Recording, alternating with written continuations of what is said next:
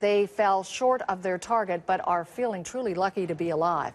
That's the latest word from a crew attempting to be the first to row across the Atlantic from Africa to North America.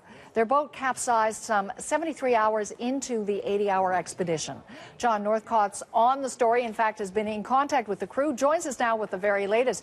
Very interesting, John. So what happened here? Yeah, it's remarkable, Nancy. The 6,700-kilometer journey, really, they should be applauded for getting as far as they did. Basically 9/10 of their way across their journey, their goal from Senegal to Miami. We've been speaking to a number of people connected with this, including some on the crew. Let's first begin here with the crew here. There's Adam Kreek, a Canadian Olympian. We spoke by email to his wife. She has been following him all the way through this journey, saying, fortunately, the worst-case scenario turned out in the best possible way. Nothing like capsizing in the middle of the Atlantic. Fortunately, they had an inflatable vessel to be able to use, and they had been trained and had gear to endure cold water. Adam and the other 3 rowers are resting safely aboard a vessel and en route to Puerto Rico. In fact, that's been confirmed to us as well by this gentleman here, Marcus Peekinen, another Canadian on board. The other 2 were Americans, saying in an email to CBC, good spirits aboard the MV Hagen. We can say that that is a 250-meter-long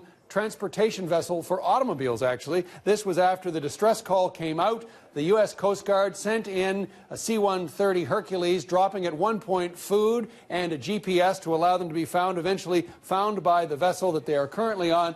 Expect to arrive in Puerto Rico, about a 400-kilometer journey in about how many hours from now? Oh, about 7 hours from now, around 6 p.m. Nancy? Okay, that is good to know. But what are U.S. officials saying so far about this incident? Well, what they're doing is essentially applauding this crew and saying, look, if everyone had been so well prepared, their jobs would be a lot easier. Those saved were well prepared with proper survival and distress signaling equipment, as well as having a support team on shore. All boaters should be as well prepared. Even for short voyages, it could save their lives. So, not quite reaching their goal, nonetheless, a tremendous accomplishment, and they came out with their lives. Absolutely. That is the good news for sure. Thanks, John. Cheers, Nancy.